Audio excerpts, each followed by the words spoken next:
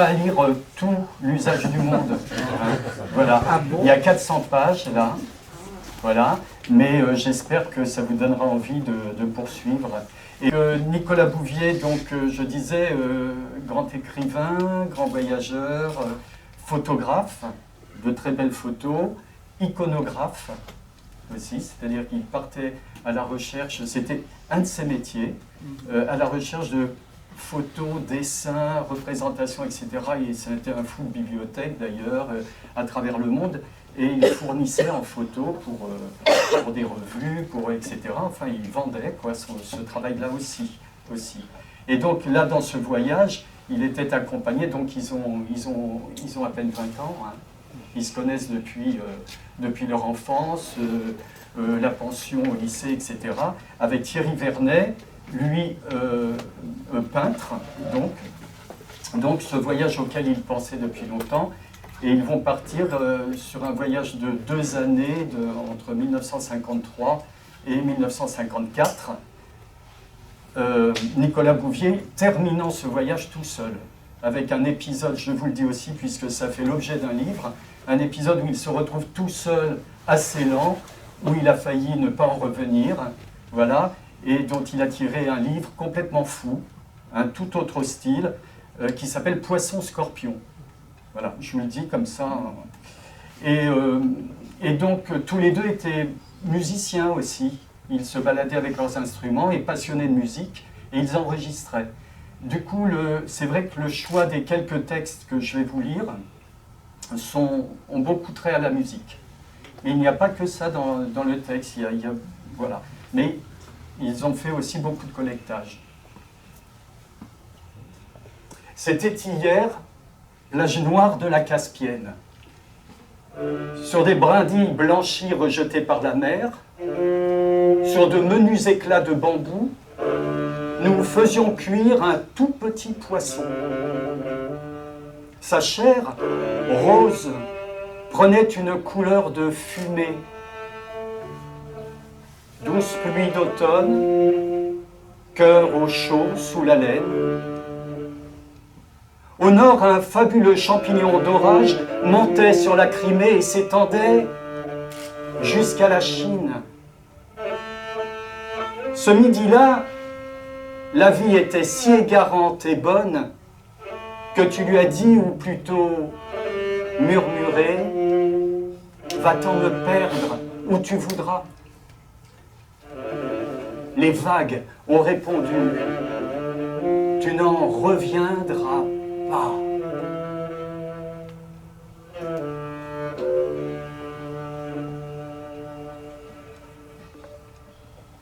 Un voyage se passe de motifs. Il ne tarde pas à prouver qu'il se suffit à lui-même. On croit qu'on va faire un voyage, mais bientôt c'est le voyage qui vous fait, ou vous défait. J'étais dans un café de la banlieue de Zagreb, pas pressé, un vin blanc siphon devant moi. Je regardais tomber le soir, se vider une usine, passer un enterrement, pieds nus, fichu noir et croix de laiton. Deux jets se querellaient dans le feuillage d'un tilleul. Couvert de poussière, un piment à demi rongé dans la main droite, j'écoutais au fond de moi la journée s'effondrer joyeusement comme une falaise. Je m'étirais, enfouissant l'air par litres. Je pensais aux 9 vies proverbiales du chat. J'avais bien l'impression d'entrer dans la deuxième.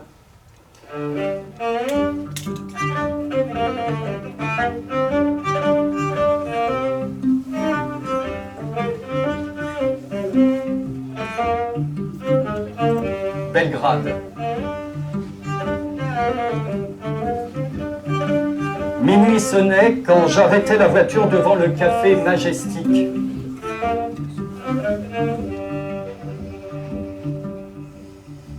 Un silence aimable régnait sur la rue encore chaude. À travers les rideaux crochetés, j'observais Thierry assis à l'intérieur. Il avait dessiné sur la nappe une citrouille grandeur nature qu'il remplissait pour tuer le temps de pépins minuscules. Je restais longtemps, le nez contre la vitre, avant de rejoindre sa table. On trinqua. J'étais heureux de voir ce vieux projet prendre forme et lui d'être rejoint. On reprit la voiture. C'était bien en dehors de la ville.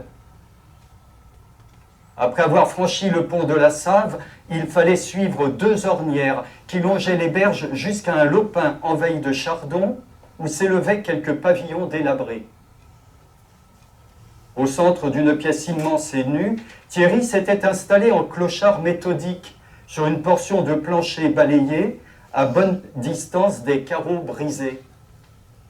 Un sommier rouillé, son matériel de peinture, la lampe à pétrole, et posé à côté du primus sur une feuille d'érable, une pastèque et un fromage de chèvre. C'était frugal mais si naturel que j'avais l'impression qu'il m'attendait là depuis des années. J'étendis mon sac sur le sol et me couchai tout habillé. La ciguë et l'ombelle montaient jusqu'à la croisée ouverte sur le ciel d'été. Les étoiles étaient très brillantes. Fainéanter dans un monde neuf est la plus absorbante des occupations.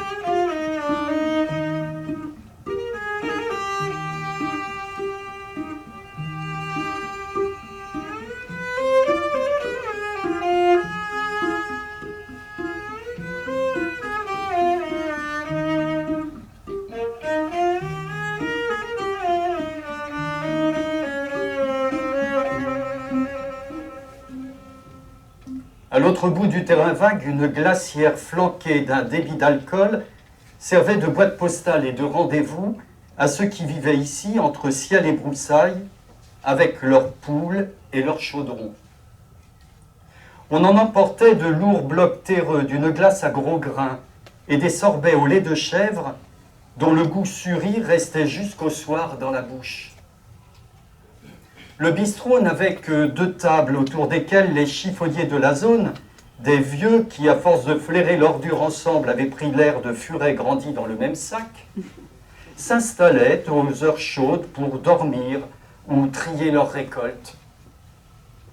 Derrière la glacière s'étendait le domaine d'un brocanteur ukrainien qui logeait dans une ruche très propre au milieu de ses trésors. Un homme de poids, coiffé d'une casquette à oreilles, qui possédait une colline de chaussures hors d'usage, une autre d'ampoules fusées ou éclatées, et menait son affaire en grand. Un monceau de bidons percés de chambres à air cuites complétait son fonds de commerce. L'étonnant, c'était le nombre de clients qui quittaient son dépôt, leur emplette sous le bras. À Saïmitch, un soulier, même percé, pouvait constituer une affaire. Et la colline de l'Ukrainien était souvent gravie par des pieds nus, sondée par des regards brillants.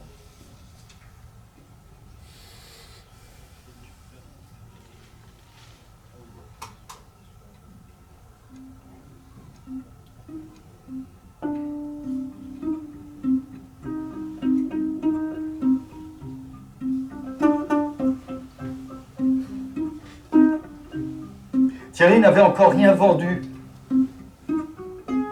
Je n'avais encore rien écrit. Si modique que fut la vie, nos dinars fondaient rapidement. J'allais donc chercher du travail du côté de journaux où, grâce aux voisins de Saïmitch, je pus placer quelques miettes. Les rédactions payaient peu, mais l'accueil était chaleureux. Dans presque chacune d'elles, on trouvait en bonne place un piano à queue ouvert pour les urgences, comme si le besoin de musique était aussi impérieux qu'un besoin naturel. Et une buvette où dans l'odeur tonique du café turc, on pouvait bavarder très librement. Il n'existait pas de censure préalable et les opinions les plus hétérodoxes pouvaient en principe être publiées et suivies de sanctions. Aussi le rédacteur en chef retirait-il prudemment du marbre tout ce qui sentait le fagot. Parfois, pour nous faire bonne impression, les responsables exagéraient inconsciemment la latitude qui leur était laissée. Et chez vous, les femmes ne votent pas. Faites-nous une page là-dessus, votre sentiment, allez-y carrément. Je n'avais pas d'opinion arrêtée. J'écrivis pourtant que c'était bien ainsi. Peut-être parce qu'après quelques semaines de Yougoslavie, j'aurais souhaité voir les femmes militer un peu moins et se soucier de plaire un peu plus. J'appelais même La Fontaine au secours de la grâce plus belle encore que la beauté. Ces dames, il s'agissait d'un magazine féminin, s'en trouvèrent flattées car si toutes n'étaient pas belles, toutes étaient gracieuses. Mais ce n'était pas la littérature qu'il fallait. Nous avons bien ri, me dit la rédactrice d'un air embarrassé, mais pour la ligne, c'est encore un peu, comment diriez-vous, frivole. Nous risquons des ennuis. Je proposais d'écrire un conte. C'est une idée, un conte sans prince. Le diable, si vous y tenez, mais pas de singe, j'ai besoin de ma place. Elle secoua ses cheveux noirs en éclatant d'un rire amical.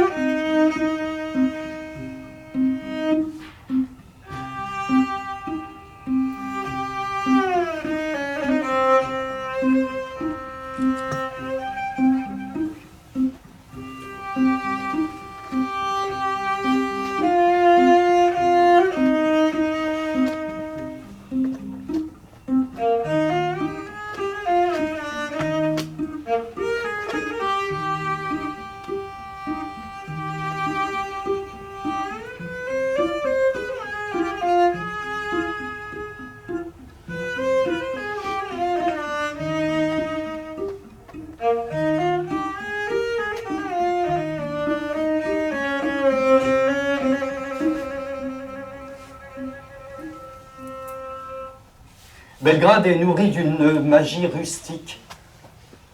Pourtant, elle n'a rien du village, mais un influx campagnard la traverse et lui donne du mystère. On y imagine volontiers le diable sous les traits d'un maquignon cossu ou d'un sommelier à la veste râpée, s'épuisant à tisser des trames ou à tendre des pièges constamment déjoués par la formidable candeur yougoslave. Tout l'après-midi, je rôdais au bord de la Save, essayant sans succès de trouver une histoire sur ce thème. Comme l'affaire pressait, je passais la soirée à taper une petite fable où le diable n'était pour rien, qu'on alla livrer aussitôt à la rédactrice au 6e étage d'un immeuble lézardé.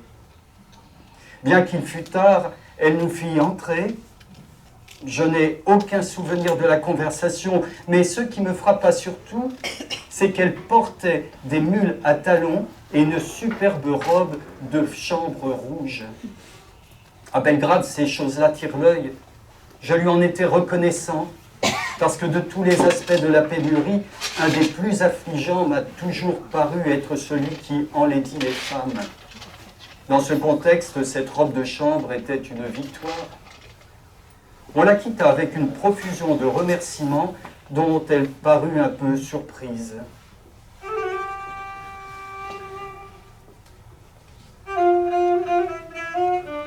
Pavé du quai de la Save, petites usines, un paysan le front appuyé à la vitrine d'un magasin qui regarde interminablement une scie toute neuve, building blanc de la haute ville, sommet de l'étoile rouge du parti, clocher à oignons, lourde odeur d'huile des trames du soir, bondée d'ouvriers aux yeux vides. Chanson envolée du fond d'un bistrot, Sbogom Mila, Dodje Vreme, adieu ma chère, le temps s'enfuit. Distraitement par l'usage qu'on en faisait, Belgrade empoussiérée nous entrait dans la peau. Comme une eau, le monde vous traverse et pour un temps vous prête ses couleurs, puis se retire et vous replace devant ce vide qu'on porte en soi, devant cette espèce d'insuffisance centrale de l'âme qu'il faut bien apprendre à côtoyer, à combattre, et qui paradoxalement est peut-être notre moteur le plus sûr.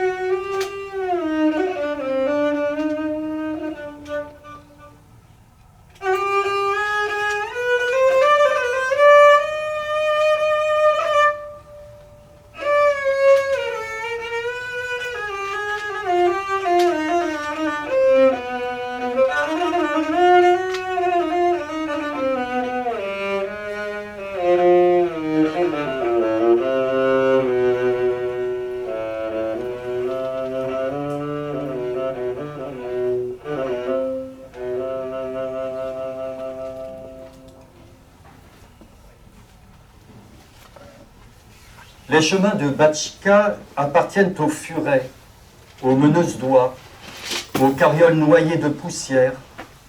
Et ce sont les plus mauvais des Balkans. Tant mieux pour la Batchka qui, à l'abri de ses ornières, n'a quasiment pas vu passer la guerre. Et tant mieux pour nous qui n'étions pas pressés d'en finir avec ce paysage. Il faisait nuit quand nous avons atteint Bogoyevo. Le village, cossu et silencieux, se groupait autour d'une lourde église fraîchement blanchie à la chaux. Pas de lumière, sauf à l'auberge d'où parvenaient les bruits feutrés d'une dernière partie de billard. Dans la salle, 3 paysans en complet noir combinaient, sans me dire, des coups rapides, astucieux, et leur ombre dansait, agrandie sur le mur blanc. Face à un crucifix, un ancien portrait de Lénine en cravate lavalière pendait au-dessus du comptoir. Seul à une table, un berger en pelisse trempait du pain dans sa soupe. L'ensemble était assez singulier, mais pas de traces de tzigane. Nous nous étions trompés de Bogoyevo. Il y a 2 villages voisins, Bogoyevo des paysans et Bogoyevo des tziganes. Un côté Ramuse et un côté Stravinsky, qui ne semblait d'ailleurs pas faire bon ménage. Derrière la berge du fleuve, Bogoyevo des tziganes dormait déjà. Mais à quelques pas du camp, à l'orée d'un pont rompu, dans une cabane couverte de liserons, nous avons surpris quelques-uns de ces hommes qui passaient la nuit à boire et à chanter. De la cuisine éclairée au pétrole montait une musique d'une gaieté canaille. On se poussa pour guigner au carreau. Près de la lampe, un pêcheur vidait des anguilles, tandis qu'une grosse campagnarde tournait pieds nus dans les bras d'un soldat. Assis en rang derrière une table chargée de litres à moitié vides, 5 tziganes grattaient leur instrument rapiécé et chantaient. Des visages à larges pommettes, des cheveux noirs plats, longs sur la nuque, des têtes d'Asiates, mais frottés à tous les chemins d'Europe, et cachant l'as de trèfle ou la clé des champs au fond de leur feutre mité. Il est très rare de surprendre les tziganes au gîte. Cette fois, nous ne pouvions pas nous plaindre, c'était vraiment le terrier.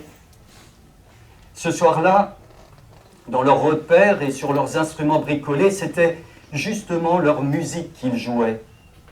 De vieilles complaintes que leurs cousins des villes ont oubliées depuis longtemps, des chansons frustes, excitées, vociférantes, qui racontent en langue romanie les avatars de la vie quotidienne. Larcins, petites aubaines, lunes d'hiver et ventres creux. Nous écoutions. Un vieux monde sortait de l'ombre, nocturne et rustique, rouge et bleu, plein d'animaux succulents et sagaces.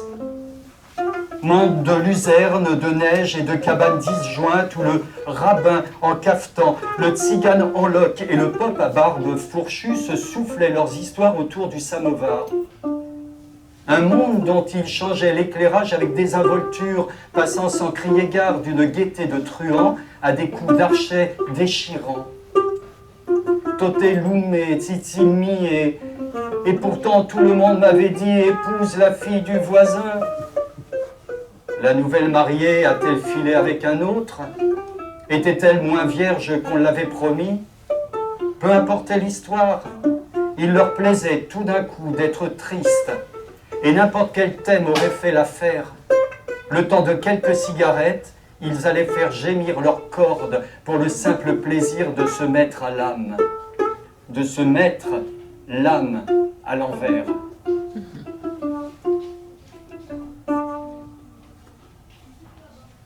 On leur fit passer les enregistrements. C'était excellent. Ces voix d'abord timides qui dégénéraient bientôt en beuglements rustiques d'une gaieté irrésistible.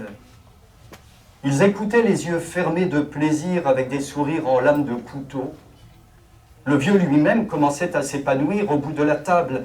Il défit la brisure de son col, posa les mains sur son chapeau et entonna d'une voix forte une mélodie dont le déroulement absolument imprévisible paraissait, une fois qu'on l'avait écouté, parfaitement évident. La première parlait d'un soldat qui, au retour de la guerre, se fait pétrir une galette blanche comme la chemise de cet homme. La seconde disait « Le coq chante, l'aube apparaît, je veux à tout prix entrer dans l'église, les cierges brûlent depuis longtemps déjà, mais ni ma mère ni ma sœur ne sont là, on m'a volé les anneaux du mariage. » Tout à sa chanson, le vieux prit un visage lamentable, pendant que les tziganes se balançaient en ricanant, comme s'ils étaient pour quelque chose en cette disparition.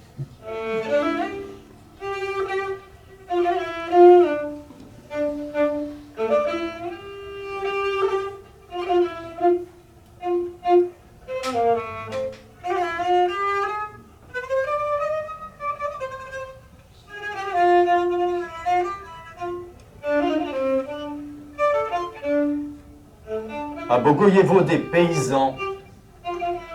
Tout le monde devait banqueter ou dormir derrière les volets bleus. Personne sur la place, sauf une haute trompe de poussière rouge qui dansait toute droite et finit par s'écraser contre la façade de l'église. À 15 à l'heure, on s'engagea dans les chemins qui rejoignent le bac de Bachka Palanka. Le pays silencieux reposait dans la lumière lourde et fruitée d'une fin d'été. Un jour, j'y retournerai, à cheval sur un balai s'il le faut.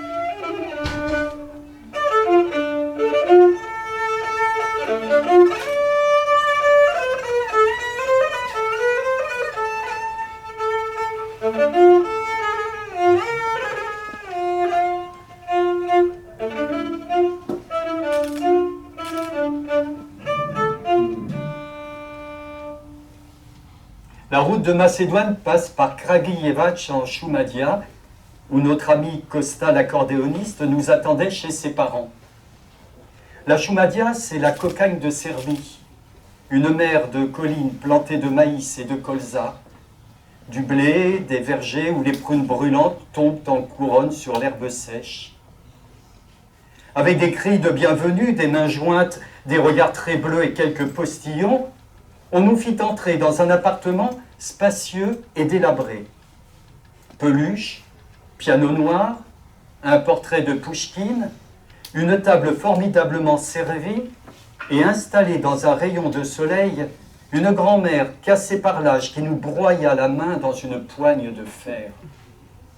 Bière pour ouvrir l'appétit, salami, gâteau au fromage couvert de crème aigre.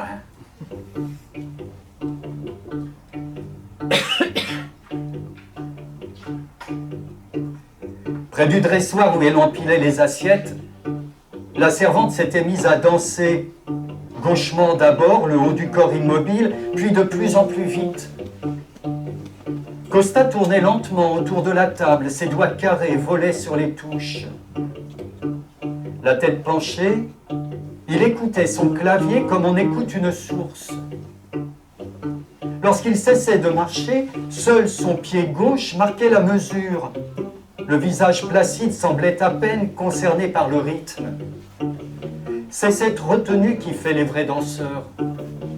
Nous qui ne savions pas danser, cette musique nous montait à la figure et s'y défaisait en tiraillements sans profit. Le docteur faisait rendre gorge à son violon.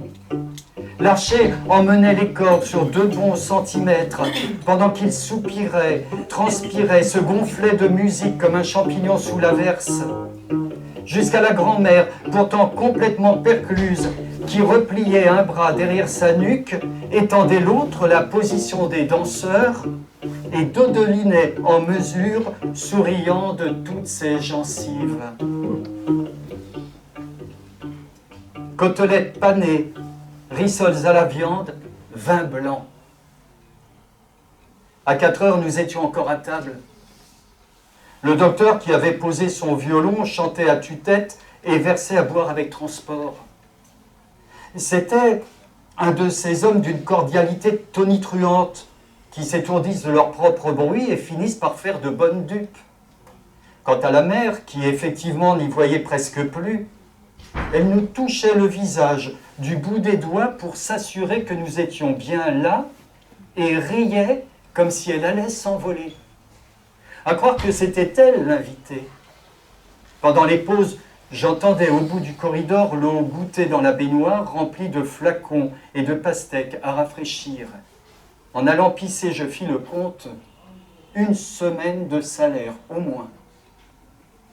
Les Serbes sont non seulement d'une générosité merveilleuse, mais ils ont encore conservé le sens antique du banquet, une réjouissance doublée d'un exorcisme. Quand la vie est légère, un banquet. Est-elle trop lourde? Un autre banquet. Loin de dépouiller le vieil homme, comme nous y engage l'Écriture, on le réconforte par de formidables rasades, on l'entoure de chaleur, on le gorge de musique admirable. L'art, crêpes à la confiture, pruneaux 2 fois distillés. Après le fromage et la tarte, nous nous croyons au bout de nos peines, mais déjà le docteur, très rouge dans le crépuscule, faisait glisser dans nos assiettes d'énormes tranches de pastèques. « Ce n'est que de l'eau !» criait-il pour nous encourager. Nous n'osions refuser, crainte de lui porter malchance. À travers une sorte de brume, j'entendis encore la mère murmurer « Slobodno, Slobodno, servez-vous, tapez dedans !» Et je m'endormis tout droit sur ma chaise. À 6 heures, nous reprîmes la route de Niš que nous voulions atteindre avant la nuit. La fraîcheur s'installait. Nous quittions la Serbie comme 2 journaliers, la saison finie, de l'argent frais en poche, la mémoire remplie d'amitié toute neuve. Nous nous refusons tous les luxes, sauf la lenteur. Le toit ouvert, les gaz à main légèrement tirés, assis sur le dossier des fauteuils et un pied sur le volant, on chemine paisiblement à 20 km/h à travers des paysages qui ont l'avantage de ne pas changer sans avertir, ou à travers des nuits de pleine lune qui sont riches en prodiges.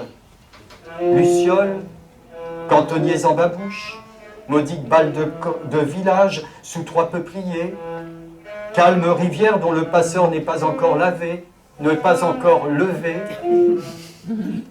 et le silence si parfait que le son de votre klaxon vous fait tressaillir. Puis le jour se lève et le temps ralentit. On a trop fumé, on a faim, on passe au large d'épiceries encore cadenassées en mâchant sans l'avaler un morceau de pain retrouvé au fond du coffre dans les outils. Vers les 8 heures, la lumière devient meurtrière et il faut ouvrir l'œil au passage des hameaux à cause de ces vieux éblouis en bonnet de police, enclins à traverser la route d'un grand saut maladroit juste devant la voiture. Vers midi, les freins, les crânes, le moteur chauffent. Si désolé que soit le paysage, il y a toujours un bouquet de saules sous lequel on peut s'endormir, les mains derrière la nuque, ou une auberge. Imaginez une salle aux murs bombés, aux rideaux déchirés, fraîche comme une cave où les mouches bourdonnent dans une forte odeur d'oignon. Là, la journée trouve son centre. Les coudes sur la table ont fait l'inventaire. On raconte la matinée comme si chacun l'avait vécu de son côté.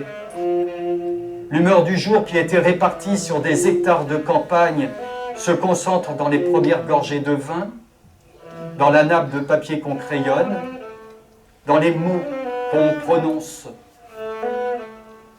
Une salivation émotive accompagne l'appétit, qui prouve à quel point dans la vie de voyage, les nourritures du corps et celles de l'esprit ont partie liées. Projet et moutons grillés, café turc et souvenirs.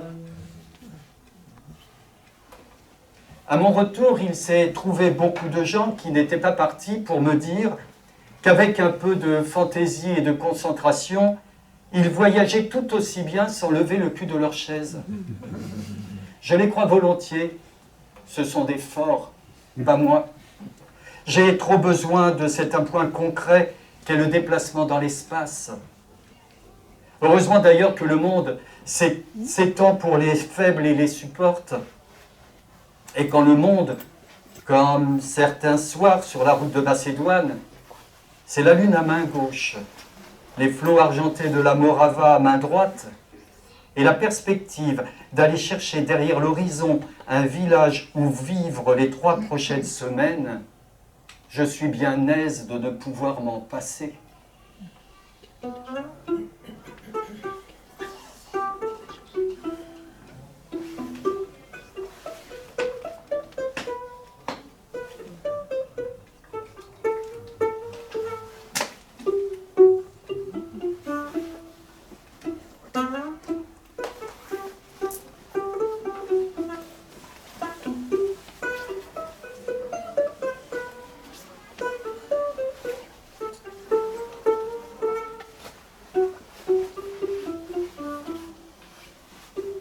Petite ville de Macédoine au centre d'un cirque de montagnes fauves, dans sa ceinture de champs cultivés, Prilep étale ses pavés frais, élève 2 minarets blancs lessives, des façades à balcons ventrus mangés de verre de gris, et de longues galeries de bois où l'on fait sécher août venu l'un des meilleurs tabacs du monde.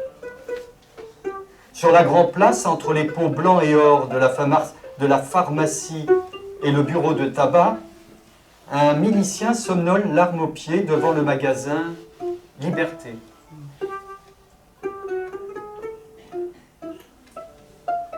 Tout en rabotant ses lattes, le marchand de cercueils discute avec son frangin qui occupe la boutique voisine. Et par un heureux concours de circonstances, fabrique justement des fusils.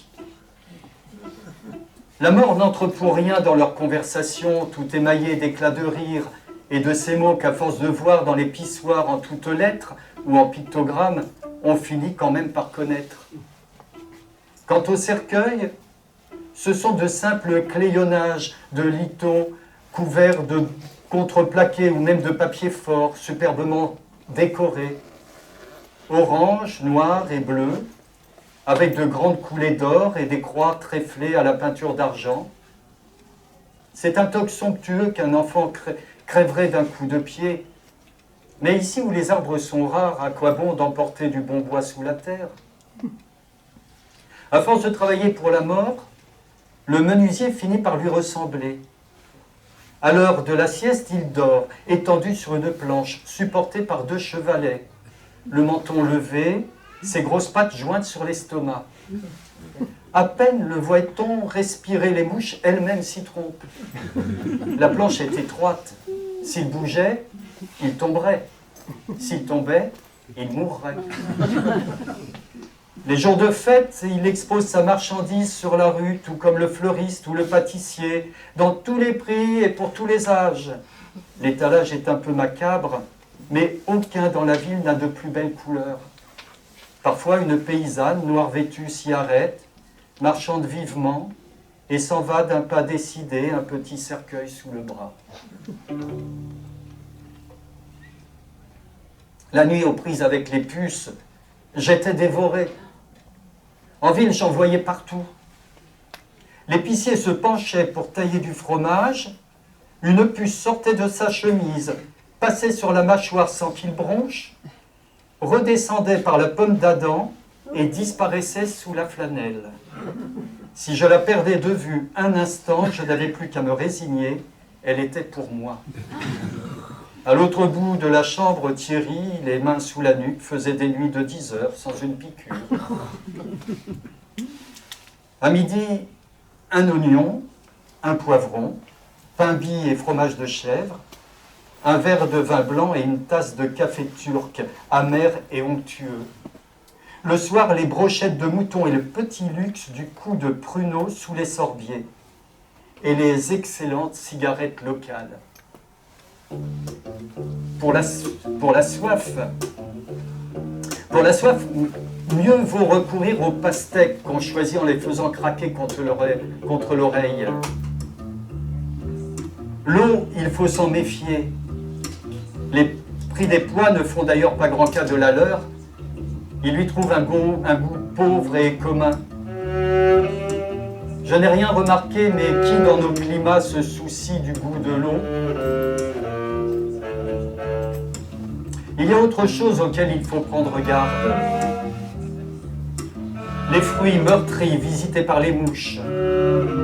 Certains morceaux de gras que, d'instinct, quitte à vexer, on laisse dans son assiette. Des poignées de main après lesquelles, à cause du trachome, on évite de se frotter les yeux. Des avertissements, mais pas de loi. Rien qu'une musique du corps, perdue depuis longtemps, qu'on retrouve petit à petit et à laquelle il faut s'accorder. Se rappeler aussi que la nourriture locale contient ses propres antidotes. Thé, ail, yaourt, oignon. Et que la santé est un équilibre dynamique fait d'une suite d'infections plus ou moins bien tolérées. Quand elles ne le sont pas, on paye un radis douteux ou une gorgée d'eau polluée par des journées de coliques cyclones qui vous précipitent la sueur au front vers les cabinets à la turque où on se résigne à s'installer tout à fait malgré les poings qui martèlent la porte si brefs sont les répits que la dysenterie vous accorde. C'est très soudain. Il suffit d'un ciel bas et d'un peu de pluie pour que les rues se transforment en bourbiers, le crépuscule en suie, et que Prilep, tout à l'heure si belle, se déface comme du mauvais papier. Tout ce qu'elle a, tout ce qu'elle peut avoir d'informe, de nauséabond, de perfide, apparaît avec une acuité de cauchemar.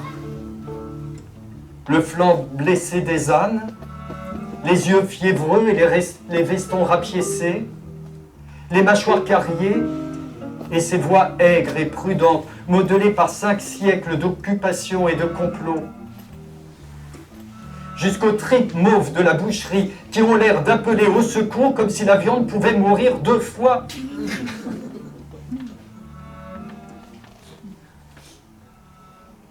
Ici, comme en Serbie, la musique est une passion. C'est aussi un sésame pour l'étranger. S'il l'aime, il aura des amis. S'il enregistre, tout le monde, même la police, s'emploiera à lui racoler des musiciens. Ainsi, à quelques jours du départ, le professeur de chant est venu de bon matin crier sous nos fenêtres qu'il avait pu enfermer dans sa classe le meilleur cornemusier du pays.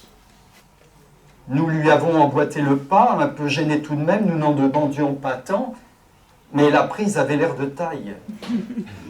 C'était un vieux borgne et déplumé, l'œil mouillé de malice, qui somnolait sous le tableau noir, sa cornemuse entre les genoux. Il s'appelait Lefteria, ce qui à une lettre près signifie liberté, et courait depuis 30 ans les chemins de Macédoine pour faire les noces et les baptêmes, l'air mortifié de s'être ainsi laissé coincer par le professeur. Le soleil était au plus haut et la chaleur terrible. La cornemuse puant le suin et le cuir maltané attirait des myriades de mouches qui formaient des auréoles bourdonnantes sur les crânes perlés de sueur. C'était cette cornemuse, la peau entière d'un mouton, terminée vers le haut par une embouchure et dessous par un bourdon et un pipeau à 5 trous sur lequel les doigts modelaient le jet d'air acide que la pression chassait du sac. Il jouait une chanson de noces que la mariée adresse à l'époux en franchissant le seuil de sa nouvelle demeure. Tu m'as séparé de mon père et de mon frère, tu m'as séparé de ma mère. Ah, pourquoi t'ai-je aimé? C'est antique, la cornemuse, et fait pour exprimer des choses immémoriales. Le cri du jet, la chute d'une averse, la panique d'une fille poursuivie. Et c'est bien de Pan qu'il s'agit, parce que le cœur du souffleur, le poil et la peau du sac, son embouchure cornée appartiennent à son règne. Le vieux modulait de plus en plus vite. Nous étions transportés. Lorsqu'il attaqua la danse finale, un caquetage impérieux sorti du fond des âges, la salle était noire de monde et tous les derrières, tous les orteils du café étaient en mouvement.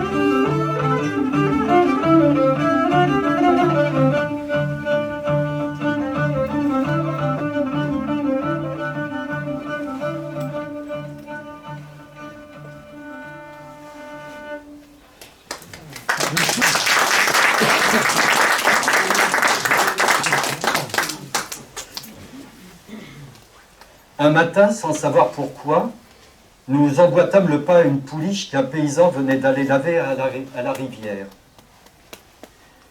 Une pouliche haute sur jambes, les yeux comme des marrons dans leur coque entr'ouverte, et une robe sans défaut sous laquelle les muscles jouaient avec une coquetterie souveraine.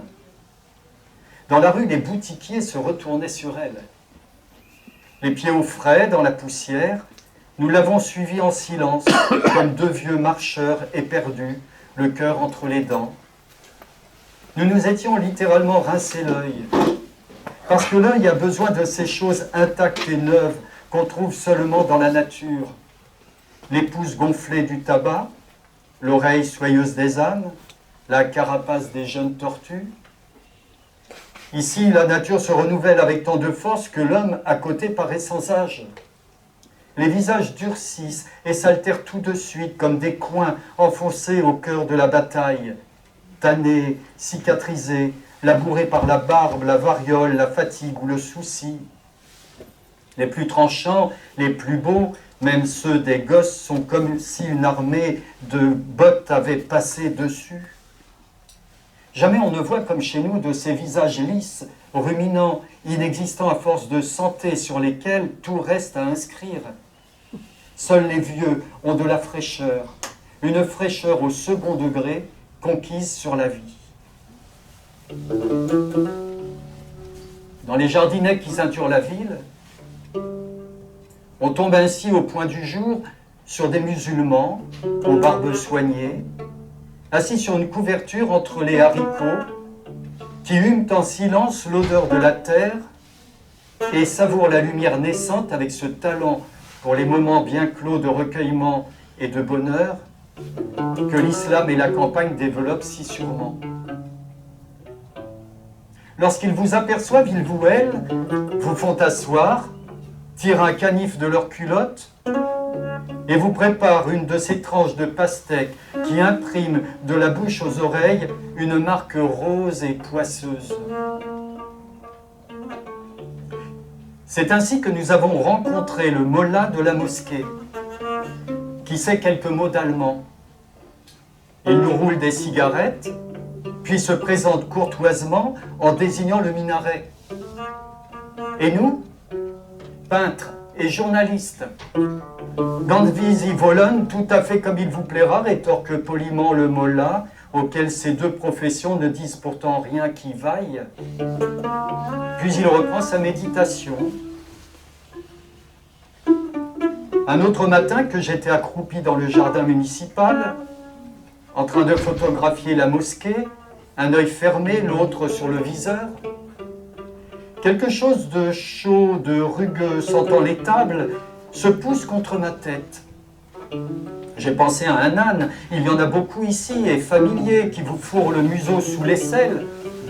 Et j'ai tranquillement pris ma photo. Mais c'était un vieux paysan venu sur la pointe des pieds, coller sa joue contre la mienne pour faire rire quelques copains de 70-80 ans. Il est reparti plié en deux par sa farce. Il en avait pour la journée. Retour à l'hôtel. La lune est sur le dos. Nos valises sont faites. Nous partons demain.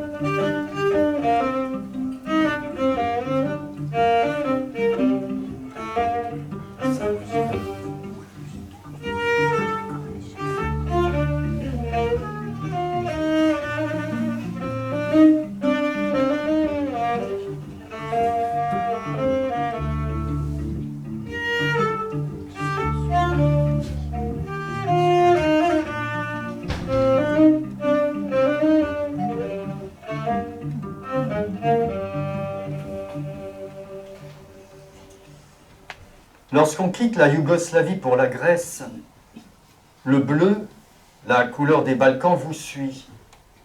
Mais il change de nature. On passe d'un bleu nuit un peu sourd à un bleu marin d'une intense gaieté qui agit sur les nerfs comme de la caféine. Et c'est heureux car le rythme des conversations et des échanges s'est beaucoup précipité. Les 2 premiers jours, cette rapidité prend de court. On est en retard d'une réplique au moins ou d'un geste. Puis on ramène son intelligence à fleur de peau, on s'adapte et le plaisir commence. Après la route, le bonheur, c'est de s'asseoir devant une nappe blanche sur ce petit quai au pavé lisse et rond. Pendant un instant, les poissons frits brillent comme des lingots dans nos assiettes, puis le soleil s'abîme derrière une mer violette en tirant à lui toutes les couleurs. Je pense à ces clameurs lamentables qui, dans les civilisations primitives, accompagnaient chaque soir la mort de la lumière. Et elles me paraissent tout d'un coup si fondées que je me prépare à entendre dans mon dos toute la ville éclater en sanglots. Mais non, rien. Ils ont dû s'y faire.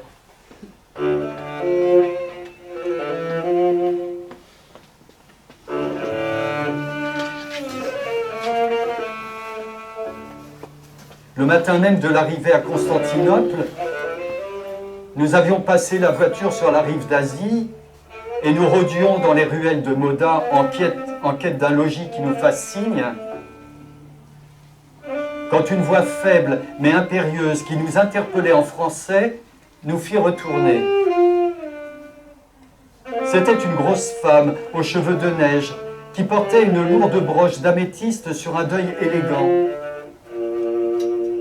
Du haut de son perron, elle examinait pensivement notre bagage, comme s'il lui rappelait quelque chose, et nous demanda ce que nous cherchions. J'ai fini ma saison la semaine dernière, mais j'ai gardé mes gens et j'aime assez les voyageurs. Vous pourrez loger ici. Et de son allume-cigarette, elle désigna au-dessus de l'entrée une petite inscription en lettres d'or, Moda Palace.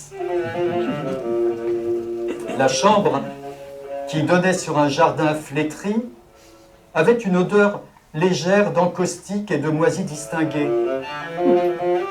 D'un côté, l'hôtel donnait sur la Marmara et l'île des Princes, où l'on envoyait autrefois les prétendants turbulents en exil. De l'autre, il s'adossait à une colline d'où l'on apercevait la rive d'Europe étendue sous un ciel mauve, la tour de Péra et les bâtisses de la vieille ville avec leurs glycines en fleurs et leurs façades délabrées couleur de bois flotté. Pendant une semaine, on prospecta la ville. Thierry cherchait un local où exposer ses dessins, je courais les rédactions, la radio, les clubs culturels pour tâcher d'y placer quelque chose. J'essayais même le lycée français d'Ouscoudar dans l'espoir d'y trouver des cancres et des leçons. Sans résultat. Un succès de Kafkons qui faisait alors fureur en ville nous semblait d'ailleurs sonner le glas de nos modestes entreprises. Cette chanson s'intitulait « Kubik Nickel Mobiliar », tout un programme. Effectivement, les bourgeois d'Istanbul ne se souciaient guère de peinture moderne, ni de reportages sur l'étranger, non. Ils voulaient du quotidien, des meubles nickelés, justement, de fortes chanteuses rousses et d'interminables parties de tric-trac pleines d'effusion sous les platanes. Un peu de poésie, beaucoup de boostify, des voitures américaines et l'avenir tel qu'on le lit dans le marc de café. Quant à l'art, ils étaient convaincus d'avoir déjà fourni plus que leur part. Ils n'avaient qu'à regarder leur merveilleuse mosquée, celle d'Ali qui est bleue, celle de Suleiman qui a la couleur du tabac, ou celle d'Ortaköy qui est blanche et or pour s'en convaincre. Ou aller voir dans les vitrines du vieux sérail les somptueuses porcelaines offertes par les empereurs de Chine pour mesurer l'estime dans laquelle on avait autrefois tenu leur pays à l'autre bout du monde. C'était leur droit. bien sûr, mais nos affaires pâtissaient énormément de ce bonheur. La ville était chère. Au bout de 10 jours, nous n'avions pas encore gagné un Kourous. Octobre. Au nord-ouest d'Ankara, la piste traverse de grands plateaux nus comme la main. Pour apercevoir des cultures, il faut baisser les yeux. Elles sont logées en contrebas dans des failles creusées et élargies par les torrents. Au fond de ces entonnoirs de verdure, on voit briller des saules et de la vigne, un peu de bétail, buffles et moutons qui bougent entre les tas de fumier, quelques maisons autour d'une mosquée en bois, et des fumées qui montent toutes droites jusqu'au niveau du plateau où le vent les couche et les emporte. Parfois, la peau d'un ours, fraîchement écorchée, sèche, clouée contre la porte d'une grange. Il faut, après des heures de conduite, être allé faire la sieste au fond de ces petites arcadies feutrées pour comprendre le sens du mot bucolique. Étendu sur le dos, dans l'herbe qui bourdonne d'abeilles, on regarde le ciel. Et puis, plus rien, sinon la vitesse fantastique des nuages, ne rappelle la bourrasque d'automne qui, pendant toute la matinée, nous a ronflé aux oreilles. Route de Sungurlu, seule une légère différence de matière et la trace des camions distinguent la route de terre de la terre brune qui l'entoure et l'étend à perte de vue. On entame cet immense paysage en se disant « Cette fois, le monde a changé d'échelle. C'est bien l'Asie qui commence. » Parfois, on distingue la tache beige plus pâle d'un troupeau contre le flanc d'une colline, ou la fumée d'un vol des tourneaux entre la route et le ciel vert. Le plus souvent, on ne voit rien, mais on entend. Il faudrait bruiter l'Anatolie. On entend un long gémissement inexplicable qui part d'une note suraiguë, descend d'une quarte, remonte avec beaucoup de mal et insiste. Bien plus tard, on rattrape une paire de bœufs et leur conducteur qui dort la casquette sur le nez, perché sur une lourde charrette à roues pleines dont les essieux forcent et grincent à chaque tour. Et on le dépasse, sachant qu'au train où on chemine, sa maudite chanson d'âme en peine va vous poursuivre jusqu'au fond de la nuit.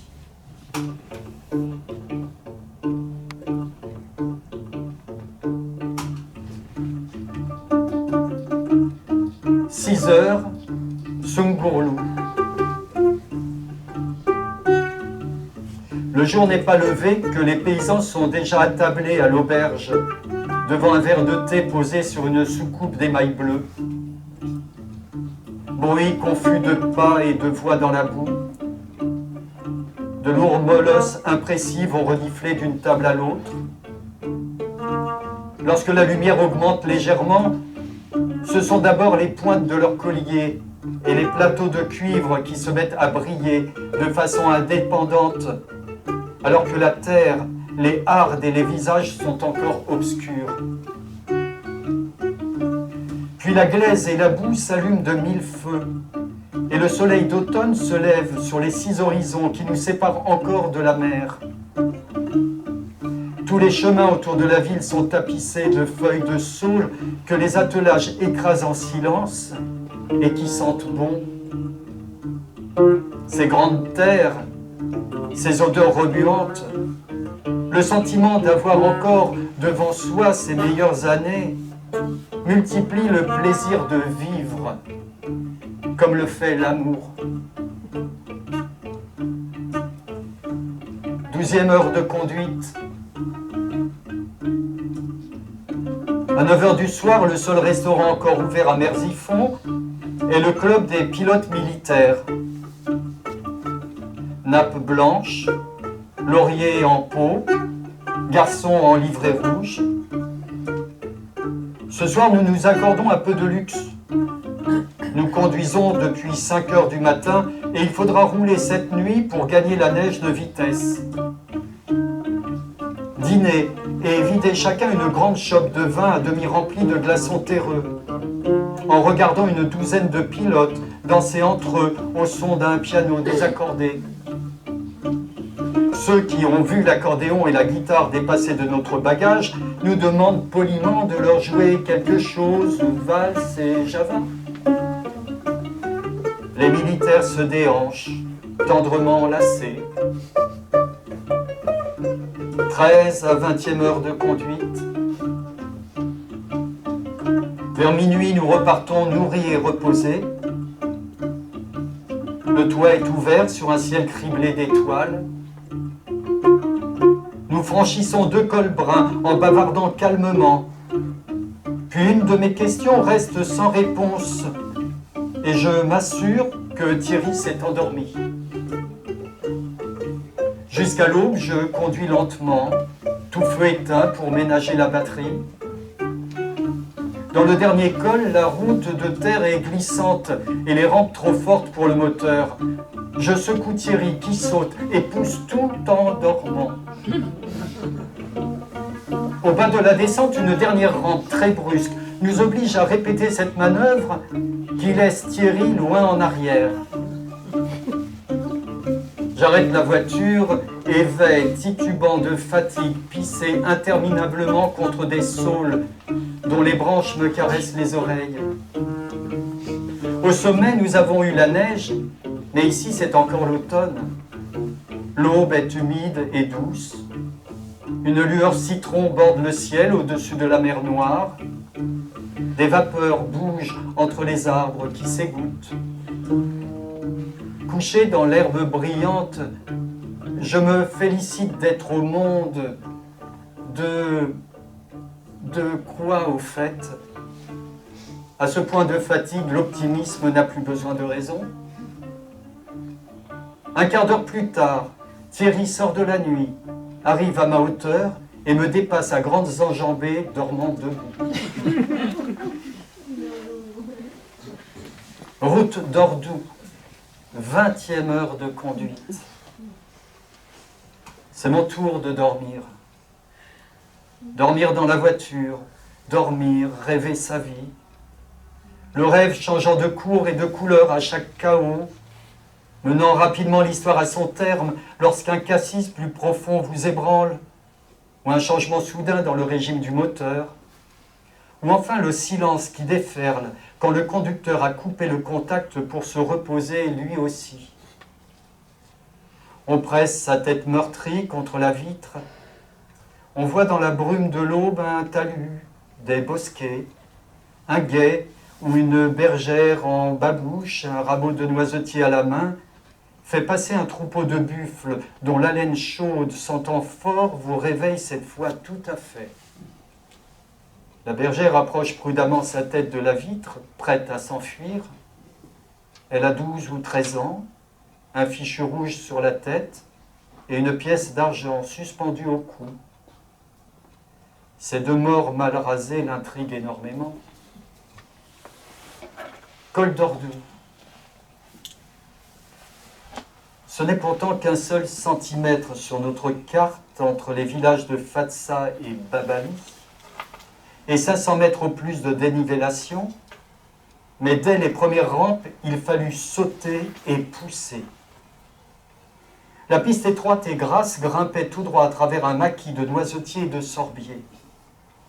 Quand la pente devenait trop forte, le conducteur tirait les gaz à main, sautait lui aussi et aidait la voiture de l'épaule tout en conduisant par la fenêtre.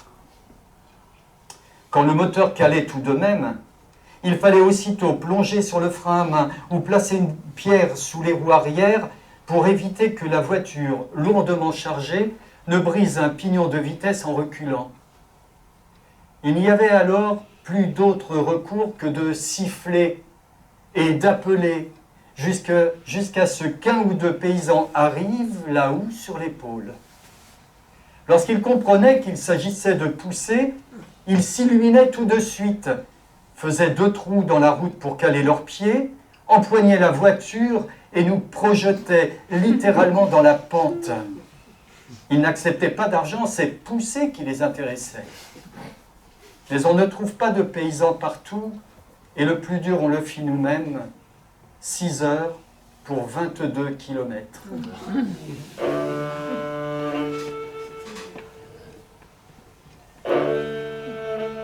Au sommet du col, entre quelques maisons de bois délabrées, une trentaine de villageois dansaient dans la boue au son d'une musique aigrelette. Ils tournaient lentement sous la pluie qui noyait ces collines touffues, se tenant par le coude ou par la manche de leurs vieux vestons noirs rapiécés à la ficelle. Leurs pieds étaient entourés d'emplâtres, de jute ou de chiffons. Nez crochus, méplats bleus de barbe, visage de tueur. Le tambour et la clarinette ne se pressaient pas mais ne marquaient aucune pause. J'avais l'impression déplaisante qu'on chargeait un fusil par la gueule. La musique, elle aussi, n'était que menaces et coups de fléau.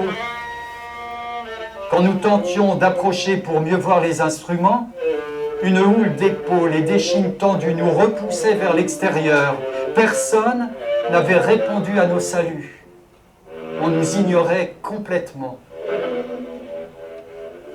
J'avais l'enregistreur sur l'épaule, mais cette fois je n'osais pas m'en servir. Au bout d'une heure, nous sommes redescendus vers le brouillard qui couvrait la mer Noire. Il est temps ici de faire un peu de place à la peur. En voyage, il y a ainsi des moments où elle survient, et le pain qu'on mâchait vous reste en travers de la gorge. Elle vous tombe dessus au détour d'un chemin comme une douche glacée. Peur du mois qui va suivre, des chiens qui rôdent la nuit autour des villages en harcelant tout ce qui bouge, des nomades qui descendent à votre rencontre en ramassant des cailloux, ou même peur du cheval qu'on a loué à l'étape précédente, une brute vicieuse peut-être, et qui a simplement caché son jeu. On se défend de son mieux. L'humour, par exemple, est un excellent antidote. Souvent aussi, il suffit de respirer à fond et d'avaler une gorgée de salive. Mais quand cela demeure, on renonce alors à entrer dans cette rue, dans cette mosquée, ou à prendre cette photo. Le lendemain, on se le reproche romantiquement, et bien à tort. La moitié au moins de ces malaises sont, on le comprend plus tard, une levée de l'instinct contre un danger sérieux. Et pas besoin de brigands pour cela. Il suffit d'un hameau de montagne, misérable et isolé, d'une de ces discussions irritées à propos d'un pain ou d'un poulet, où, faute de se comprendre, on gesticule de plus en plus fort, avec des regards de plus en plus inquiets, jusqu'à l'instant où 6 bâtons se lèvent rapidement au-dessus d'une tête. Et tout ce qu'on a pu penser de la fraternité des peuples ne les empêche pas de retomber.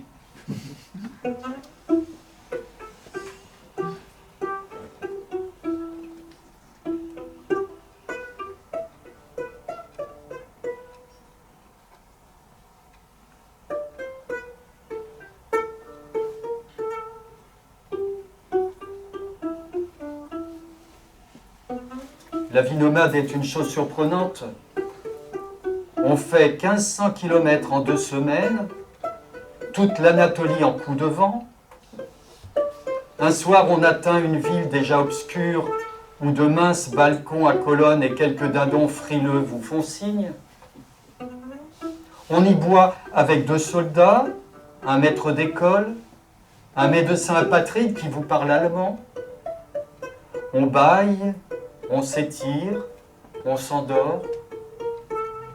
Dans la nuit, la neige tombe, couvre les toits, étouffe les cris, coupe les routes. Et on reste 6 mois à Tabriz, Azerbaïdjan.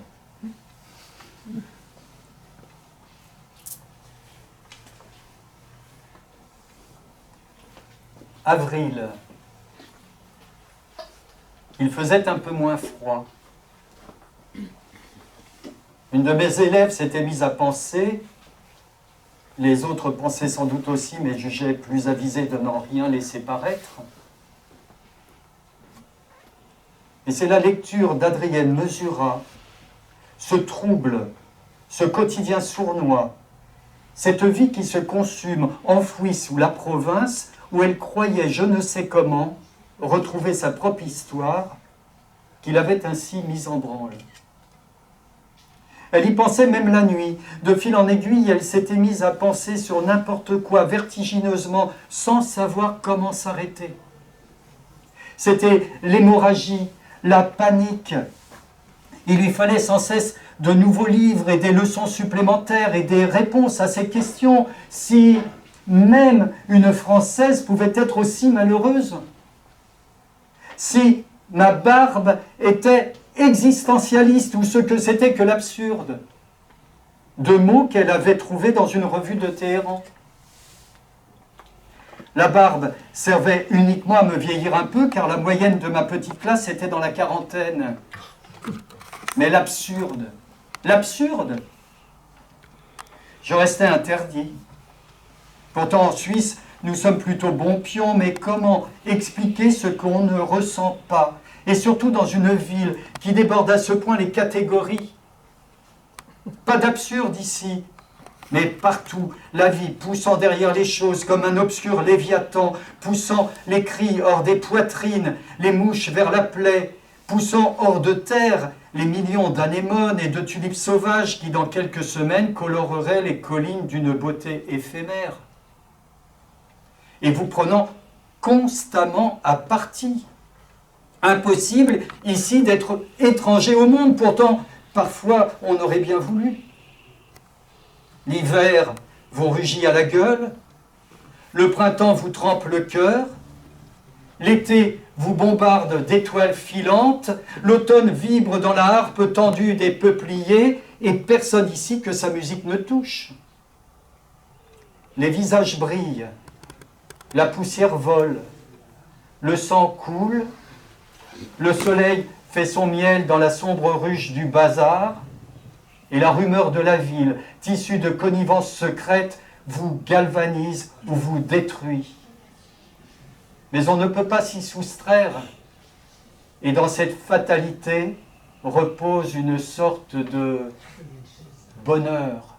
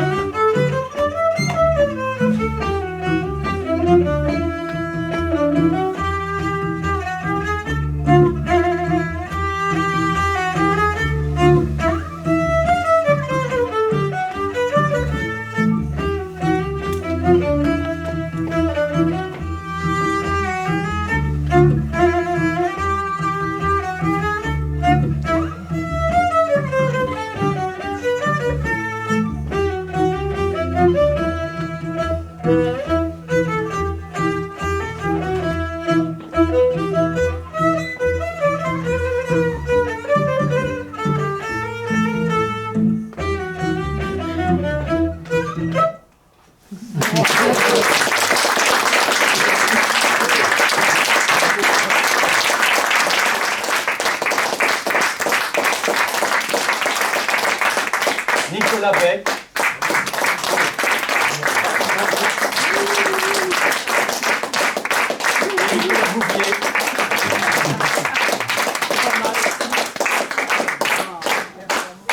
Merci beaucoup pour ce moment important, ce voyage sur les traces de clavier.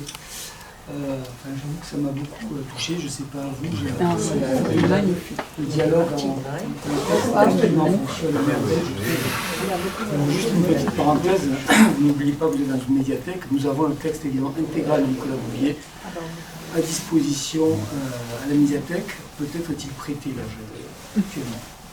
Voilà, donc merci encore, c'était formidable. Et, merci à vous. J'aimerais juste, voilà, que tu nous parles un petit peu de cet instrument. Alors, très rapidement, original et particulier. Ça s'appelle un tarou. T-A-R-H-U. Alors donc c'est un instrument à cordes frottées, vous l'avez remarqué. Donc c'est des cordes de violoncelle. Donc c'est la même tessiture que le violoncelle, c'est-à-dire c'est les mêmes notes que le violoncelle. Simplement la forme du corps étant différente, le son est différent. C'est un instrument nouveau, contemporain, il a été créé il y a un peu plus de 20 ans pour un maître de musique traditionnelle méditerranéenne. Donc c'est un instrument c'est une commande, et donc c'est un instrument qui est tout jeune, une vingtaine d'années, c'est extrêmement jeune. Ça c'est le deuxième exemplaire qui a été fabriqué. C'est un mélange Orient-Occident. Donc en gros, le luthier qui l'a inventé, il a pris les cordes de violoncelle, il a pris le violoncelle, il a pris un instrument turc, un instrument indien. Il a mis tout ça dans une grosse marmite, il a mélangé. Et ce qui en sort, c'est le tarou. Donc un instrument qui a une forme, qui on va dire traditionnelle orientale, des cordes de violoncelle. Et c'est une lutherie un peu moderne, donc c'est un instrument acoustique. Hein. Là je suis branché parce que j'ai utilisé des pédales et des boucles. Mais c'est un instrument qui, au départ, est complètement acoustique. Mais voilà, il a pris plein de techniques anciennes, modernes, et il a mélangé. C'est vraiment le rapport Orient-Occident qui m'a intéressé, parce que c'est un instrument sur lequel, évidemment, on travaille des musiques méditerranéennes ou orientales, mais je travaille aussi du Bach, je travaille aussi des choses contemporaines. Donc, ce qui m'intéresse, c'est la transversalité, c'est-à-dire cette capacité à pouvoir travailler sur plein de répertoires et plein de musiques différentes. Et voilà, le tarot. C'est super, bravo. Il y a 12 cordes. Oui, alors il y a des petites subtilités, il y a 4 cordes principales, mais j'ai dans mon manche ce qu'on appelle des cordes sympathiques. Ouais. Que là j'avais un peu étouffé en l'occurrence. Les cordes sympathiques, c'est des cordes que vous retrouvez sur des instruments indiens, vous savez, comme les sitars. Quand ils jouent, ça fait ben, c'est des cordes sympathiques, c'est des cordes que je ne touche pas, qui sont là.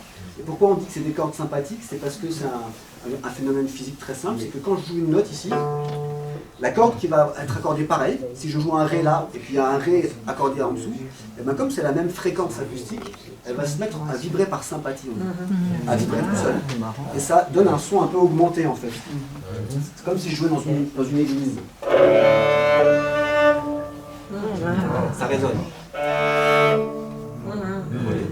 Ça donne un son assez particulier. Voilà, c'est une des caractéristiques techniques qui fait que c'est à la fois un instrument nouveau et ancien, c'est-à-dire c'est des techniques de lutherie à la fois anciennes et modernes, mais mélangées. Ça ressemble un petit peu à les violes de Gormont.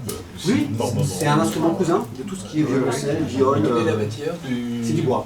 Que du bois. C'est que du bois. C'est une essence particulière. Alors oui, là, en l'occurrence là c'est un bois australien, puisque le luthier est australien. Ah ouais. C'est du Jarrah, c'est un bois assez dense. C'est un voyage encore plus grand. Alors oui, alors ça n'a rien à voir avec la musique australienne, mais en tout cas le luthier lui est australien. D'accord. Voilà, celui qui l'a inventé. Voilà.